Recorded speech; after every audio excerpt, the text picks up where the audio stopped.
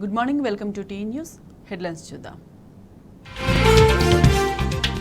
32 లక్షల మంది రైతులకే రుణమాఫీ, బడ్జెట్లో 26,000 కోట్లే కేటాయింపు. ఎల్ఆర్ఎస్పై మాట తప్పిన కాంగ్రెస్ క్షమాపణ చెప్పాలి, ఉచితంగా అమలు చేయాలని హరీష్ రావు డిమాండ్. కాంగ్రెస్ పాలనలో ఇనుప కంచెలు, ఖాకీల జులుం, హామీలు పథకాలపై రేవంత్ సర్కారు యూటర్న్. ఎన్నికల వ్యూహకర్త Prashant Kishor political entry, October 2న జన్ సురాజ్ పార్టీ ఏర్పాటు. రెండో టీ20లో భారత్ విజయం, 2-0 తేడాతో శ్రీలంకపై సిరీస్ కైవసం.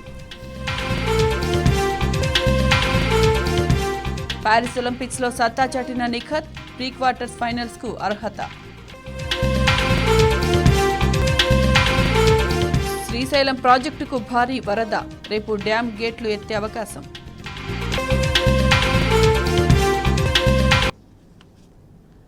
రుణమాఫీ మరోమారు వాయిదా పడనుందా? ఆగస్టు నెలలో రుణమాఫీ పూర్తి చేస్తానని కల్వకుర్తిలో సీఎం రేవంత్ రెడ్డి తెలిపారు. ఇదే విషయాన్ని 2 సార్లు నొక్కి చెప్పడంతో అనుమానాలు వ్యక్తమవుతున్నాయి.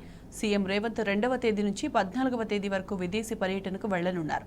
అంటే 15 ఆగస్టులోపు పూర్తి కానట్టేనా అన్న అనుమానాలు రైతుల్లో వ్యక్తమవుతున్నాయి.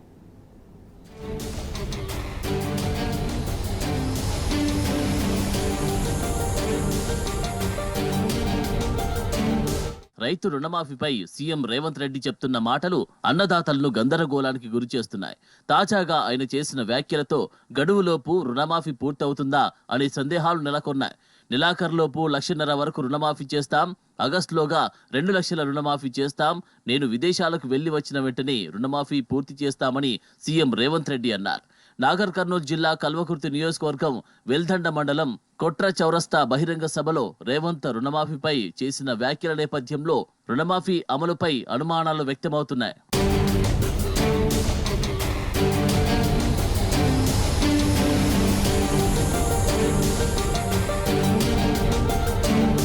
ఇప్పటికే రుణమాఫీపై రైతాంగంలో గందరగోళం నెలకొన్నది.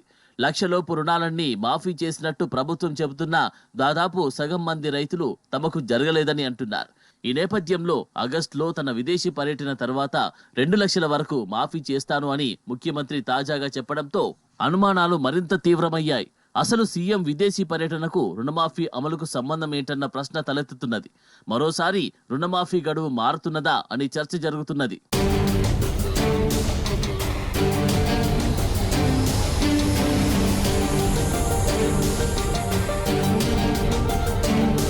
ఎన్నికలకు ముందు డిసెంబర్ 9న రైతులకు 2 లక్షల వరకు రుణమాఫీ చేస్తామని రేవంత్ రెడ్డి, కాంగ్రెస్ నేతలు చెప్పుకొచ్చారు. తీరా అధికారంలోకి వచ్చాక ఆ తేదీ మారిపోయింది. మొదట్లో ఆ హామీని కాంగ్రెస్ సర్కార్ అటకెక్కిస్తుందన్న ప్రచారం సాగింది. ఆగస్టు 15 లోపు రుణమాఫీ సహా గ్యారంటీలన్నీ అమలు చేయకపోతే రాజీనామాకు సిద్ధమా అంటూ మాజీ మంత్రి హరీష్ రావు సవాల్ విసరడంతో రేవంత్ రెడ్డిపై ఆ ఒత్తిడి బలంగా పనిచేసింది. దీంతో ఆగస్టు 15 నాటికి రుణమాఫీ పూర్తి చేస్తామని రేవంత్ ప్రకటించాల్సి వచ్చింది.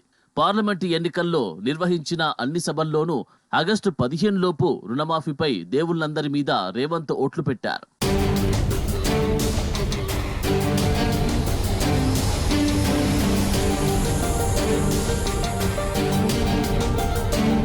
తాజాగా కల్వకుర్తి సభలో మాత్రం ఆగస్టు 15 అని అనకుండా ఆగస్టులోగా చేస్తామంటూ నర్మగర్భపు వ్యాఖ్యలు చేశారు. దీని వెనుక ఏదో మర్మం ఉందన్న అభిప్రాయాలు వ్యక్తమవుతున్నాయి.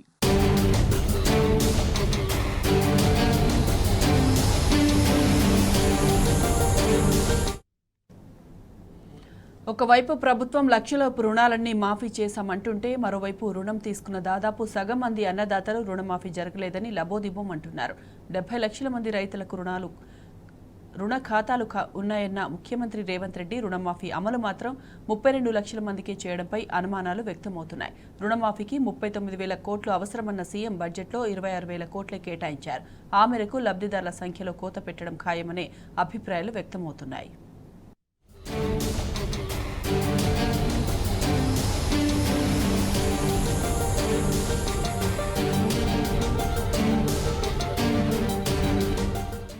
కాంగ్రెస్ ప్రభుత్వం అమలు చేస్తున్న పంట రుణమాఫీ గందరగోళంగా మారింది. అర్హత ఉన్న రైతులు కూడా రుణమాఫీకి నోచుకోవడం లేదు. అడ్డగోలు నిబంధనలతో కోతలు పెడుతూ మెజారిటీ రైతులకు ప్రభుత్వం మొండి చేయి చూపుతుంది. ప్రభుత్వ తీరుపై రైతన్నలు ఆగ్రహం వ్యక్తం చేస్తున్నారు. తమకు రుణమాఫీ ఎందుకు కాలేదు అంటూ ప్రశ్నిస్తున్నారు. అన్ని అర్హతలు ఉన్నప్పటికీ రుణమాఫీ ఎందుకు కాలేదో చెప్పాలంటూ ఏఈఓలు బ్యాంకు అధికారులను నిలదీస్తున్నారు. కొన్ని చోట్ల రైతులు బ్యాంకుల ముందు ధర్నాలు చేస్తున్న పరిస్థితి ఏర్పడింది. మొన్న వరంగల్, నేడు ఆసిఫాబాద్ జిల్లా రైతులు బ్యాంకుల ఎదుట ధర్నాకు దిగారు. రైతులకు సమాధానం చెప్పలేక అధికారులు చేతులెత్తేస్తున్నారు. పైనుంచి వచ్చిన జాబితా ప్రకారమే రుణమాఫీ చేస్తున్నామని చెప్తున్నారు. దీంతో రుణమాఫీ ప్రక్రియపై రైతుల్లో గందరగోళం నెలకొంది. తమకు ఎందుకు రుణమాఫీ కాలేదో తెలియక రైతులు అయోమయానికి, ఆందోళనకు గురవుతున్నారు.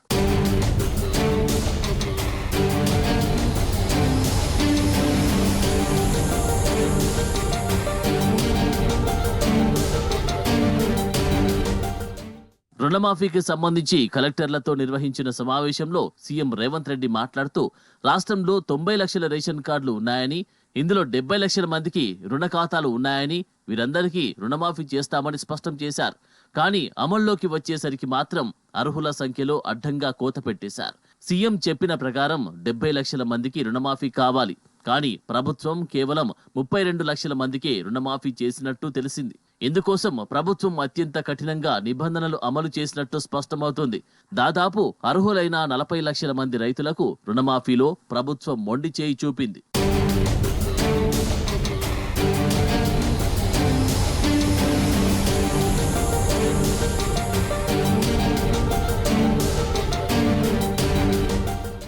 రుణమాఫీకి పాస్ పుస్తకమే ప్రామాణికమన్న సీఎం రేవంత్ రెడ్డి ఆ తర్వాత అత్యంత కఠిన నిబంధనలు అమలు చేస్తున్నారు. ముఖ్యంగా 3 నిబంధనల ఆధారంగా రుణమాఫీని అమలు చేస్తున్నట్టు తెలిసింది. రేషన్ కార్డు లేని కుటుంబాలకు రుణమాఫీ చేయడం లేదు. దీంతో పాటు ఆదాయ పన్ను చెల్లించే వారికి కూడా రుణమాఫీ జాబితాలో చోటు దక్కలేదు. ఇక ప్రభుత్వ ఉద్యోగులకు కూడా రుణమాఫీలో ప్రభుత్వం మొండి చేయి చూపింది. ఈ 3 నిబంధనల ఆధారంగా ఆయా కుటుంబాల్లోని ఒకరికి కూడా రుణమాఫీ చేయడం లేదు. ఈ 3 నిబంధనల కారణంగానే మెజారిటీ రైతులు రుణమాఫీకి దూరమైనట్టు తెలిసింది. ప్రభుత్వం మాత్రం ఎలాంటి నిబంధనలు అమలు చేయలేదని చెబుతోంది. మరి ఎలాంటి నిబంధనలు అమలు చేయనప్పుడు అర్హుల సంఖ్య ఎందుకు తగ్గిందనే ప్రశ్నలకు ప్రభుత్వం నుంచి సమాధానం మాత్రం రావడం లేదు.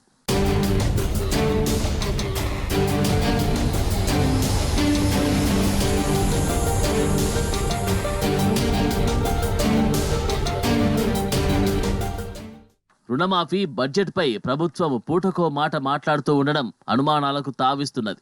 ప్రభుత్వం ఏర్పడిన కొత్తలో రుణమాఫీకి 40,000 కోట్లు అవసరమవుతాయని సీఎం రేవంత్ రెడ్డి తెలిపారు. తాజాగా దీన్ని 31,000 కోట్లకు తగ్గించారు. ఇదిలా ఉంటే బడ్జెట్లో ప్రభుత్వం 26,000 కోట్లు మాత్రమే కేటాయించింది. అంచనాలకు, అమలు లెక్కలకు, బడ్జెట్ కేటాయింపులకు పొంతన లేకుండా ఉన్నది. ఫైనల్ గా రుణమాఫీకి 31,000 కోట్లు అవసరమవుతాయని చెప్పిన ప్రభుత్వం బడ్జెట్లో 26,000 కోట్లే పెట్టడమేంటన్న ప్రశ్నలు వినిపిస్తున్నాయి. అంటే అవసరం కన్నా 5,000 కోట్లు తక్కువ కేటాయించింది. ఈ నేపథ్యంలో ఈ మేరకు లబ్ధిదారుల సంఖ్యలో కోత పెట్టడం ఖాయమని అభిప్రాయాలు వ్యక్తమవుతున్నాయి.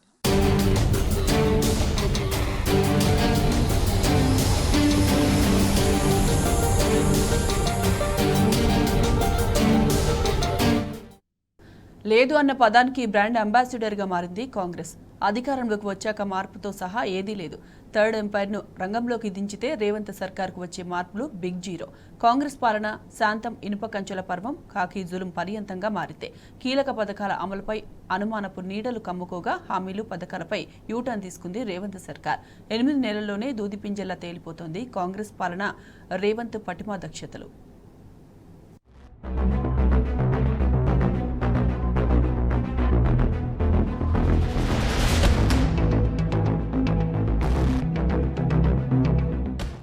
లేదు లేదు లేదు. కాంగ్రెస్ అధికారంలోకి వచ్చిన తర్వాత ఏదీ లేదు.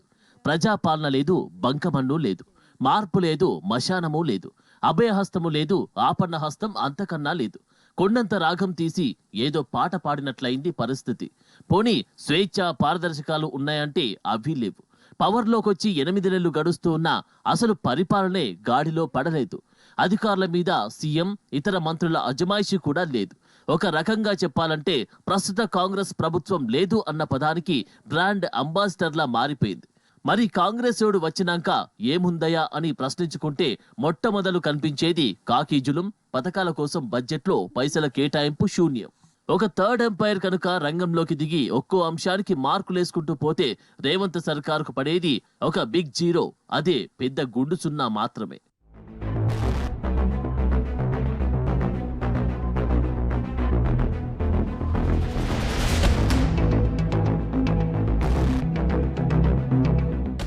ప్రతిపక్షం కాదు, అధికార పక్షం వద్దు. ఒక పొలిటికల్ థర్డ్ ఎంపైర్ ను అపాయింట్ చేస్తే ఈ 8 నెలల కాలంలో కాంగ్రెస్ పరిపాలనకు అంశాల వారీగా ఎన్ని మార్కులు ఇస్తారు, ఏ పథకాలను ఆ పార్టీ అమలు చేయగలిగింది, ఏ హామీలను నిలబెట్టుకోగలిగింది, గతంలో మాట్లాడిన ఎన్ని విషయాలపై మాట మీద నిలబడింది. కాంగ్రెస్ ప్రతిభ, రేవంత్ పటిమా దక్షతలు దూదిపింజాల్లా గాల్లో తేలిపోతాయి. ఇక ప్రభుత్వంలోకి రాకముందు మాట్లాడిన ఏ ఒక్క మాటపై కూడా సీఎం రేవంత్ నిలబడలేదు. ప్రతి మాటలో ఆయన యూటర్న్ వైఖరి స్పష్టంగా కనిపిస్తోంది.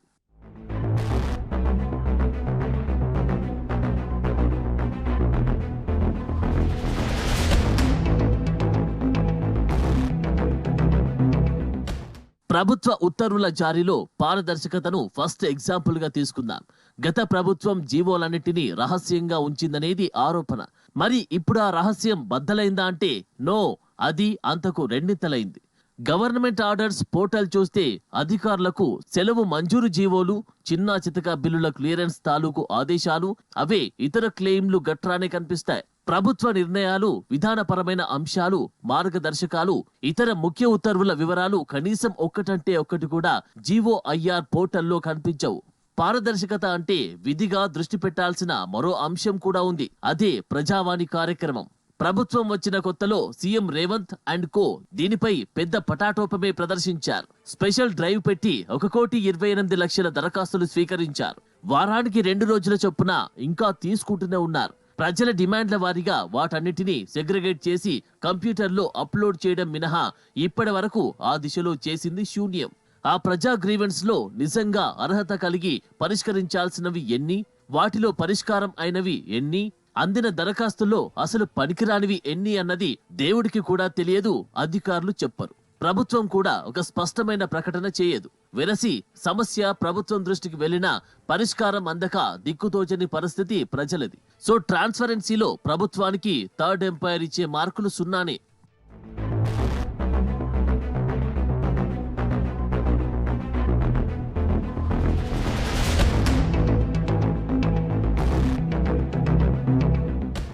స్వేచ్ఛ ఈ పదాన్ని అధికారంలోకి రాకముందు కాంగ్రెస్ నాయకత్వం విచ్చలవిడిగా వాడేసింది. ఇక రేవంత్ గురించి అయితే చెప్పనే అక్కర్లేదు. గతం గడీల పాలన అన్నారు, ఇనుప కంచెల నడుమ ప్రభుత్వ కార్యాలయాలన్నారు, పత్రికా స్వేచ్ఛ లేదు అని సెలవిచ్చారు, పాత్రికేయులపై ఉక్కుపాదమన్నారు, పోలీసులు పాలకుల తొత్తులు, వాళ్ల పనులు మాత్రమే చేసే గులాంలన్నారు. అబ్బబ్బబ్బా, ఇలా చెప్పుకుంటూ పోతే లెక్కలేనన్ని స్టేట్మెంట్లు. మరి ఇప్పుడు అంతా క్లియర్ అయిందా? ప్రజలు, జర్నలిస్టులు, ఇతర వర్గాల వాళ్ళు స్వేచ్ఛా వాయువులు పీలుస్తున్నట్టేనా అని ఒక్కసారి మన మూడో పరిశీలకుడు అదే థర్డ్ ఎంపైర్ కు ఒక అప్పీలు చేసి చూడండి. అవన్నీ ప్రకటనలకే పరిమితం, ఆచరణలో శూన్యమనే సమాధానం రాకుంటే అప్పుడు అడగండి. గతం కంటే ఇప్పుడు పోలీస్ జులుం రెట్టింపైంది. ఒక సమావేశం నిర్వహించుకోవడానికి ప్రైవేట్ హాల్ బుక్ చేసుకోవాలంటే పోలీసుల నుంచి ఎన్ఓసి తెచ్చుకోవాల్సిన దుర్మార్గ దుస్థితి. మార్పని నమ్మించి కాంగ్రెస్ అధికారంలోకి వచ్చిన తర్వాత గడీల పాలన రెడ్డిల రూల్ గా రూపాంతరం చెందడం మినహా జరిగింది ఏమీ లేదు. ప్రజలకు కూడా ఒరిగింది ఏమీ లేదు.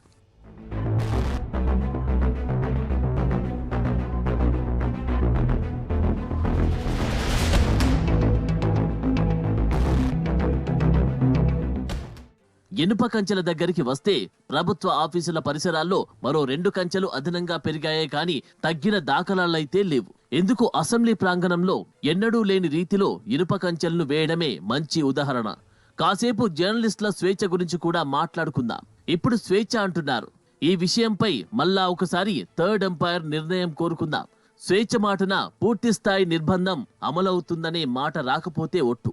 సచివాలయం, అసెంబ్లీలోకి జర్నలిస్టుల ఎంట్రీయే అందుకు బెస్ట్ ఎగ్జాంపుల్. ఆ లెక్కన చూస్తే గతంలో నిర్బంధం మాటున తాము పూర్తి స్వేచ్ఛను అనుభవించామని సాక్షాత్తు జర్నలిస్టులే వాళ్ళల్లో వాళ్ళు గొనుక్కుంటున్నారు. జర్నలిస్టులపై ఆంక్షలు పోలీసుల దాడులు గణనీయంగా పెరిగిపోయాయి అనడానికి అనేక ఉదంతాలు కళ్ల ముందే చోటు చేసుకుంటున్నాయి. అంటే స్వేచ్ఛ, పారదర్శకతల కల్పనలో సర్కారుకు తటస్థ అంపైర్ ఇచ్చే స్కోర్ కూడా బిగ్ జీరోయే.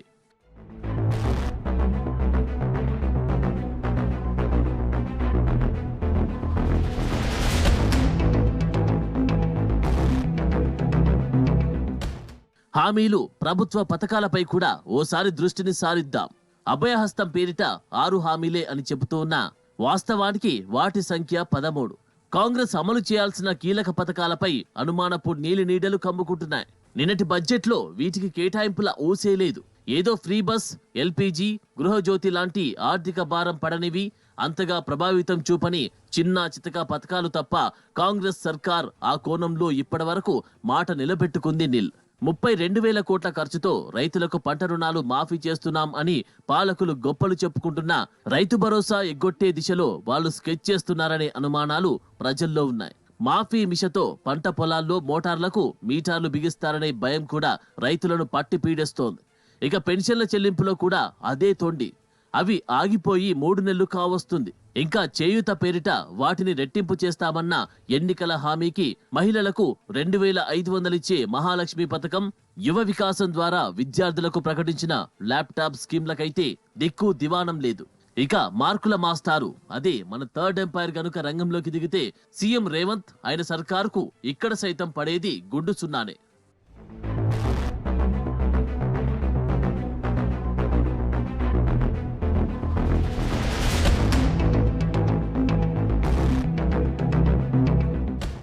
కాంగ్రెస్ వాళ్ళు వచ్చి 8 నెలలు అవుతుంది కదా. పరిపాలన, పథకాల అమలు అటుంచి కనీసం అధికార గణం నమ్మకాన్నైనా చూరగొన్నారా అన్న క్రమాన్ని పరిశీలిస్తే ప్రజాస్వామ్యబద్ధమైన ఎన్నికల్లో తేలిన బలాబలాల ఆధారంగా అధికార పీఠంపై పార్టీలు మారడం సహజం. కానీ ప్రభుత్వ అధికార యంత్రాంగం మాత్రం 4 కాలాల పాటు మనుగడ సాగిస్తోంది. కొత్తగా కొలువు తీరిన ప్రజాప్రభుత్వాలకు బ్యూరోక్రసీ అండగా ఉండాలి. వాళ్ళ ప్రయారిటీలకు అనుగుణంగా పని చేయించుకోవాలి. కానీ చాదస్తపు మొగుడు ఆకలిని అస్తమానం అనుమానించినట్లు రేవంత్ అండ్ కో సైతం బ్యూరోక్రాట్లను అస్తమానం అనుమానించి అవమానిస్తోంది. వాళ్ళంతా పాత ప్రభుత్వం ఏజెంట్లు అంటూ ముద్ర వేసే ప్రయత్నాలు చేస్తోంది. ఫలితంగా అధికారుల్లో అభద్రతాభావం పెరిగిపోతుంది. ఈ ఆడిపోసుకోవడాలు చూసి ఆశ్చర్యపోతున్న మన తటస్థ పరిశీలకులు కాంగ్రెస్ పాలనకు వేసేవి అత్తేసరు మార్కులే.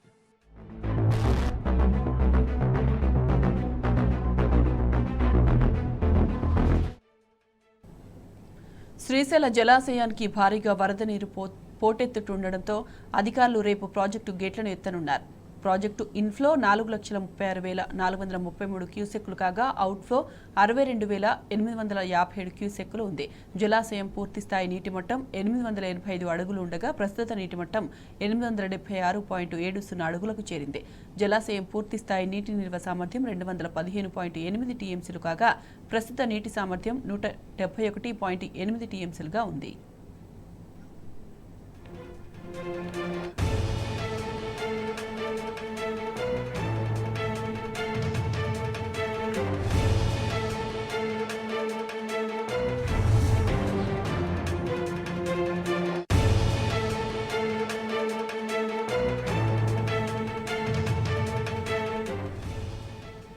శ్రీశైల జలాశయానికి భారీగా వరద పోటెత్తుతుండటంతో అధికారులు రేపు ప్రాజెక్టు గేట్లను ఎత్తనున్నారు. ప్రాజెక్టు ఇన్ఫ్లో 4,36,433 క్యూసెక్లు కాగా అవుట్ఫ్లో 62,857 క్యూసెక్లుగా ఉంది. జలాశయం పూర్తిస్థాయి నీటి మట్టం 885 అడుగులు ఉండగా ప్రస్తుత నీటి మట్టం 876.70 అడుగులకు చేరింది. జలాశయం పూర్తిస్థాయి నీటి నిల్వ సామర్థ్యం 215.8 టీఎంసీలు కాగా ప్రస్తుత నీటి సామర్థ్యం 171.8 టీఎంసీలు ఉంది.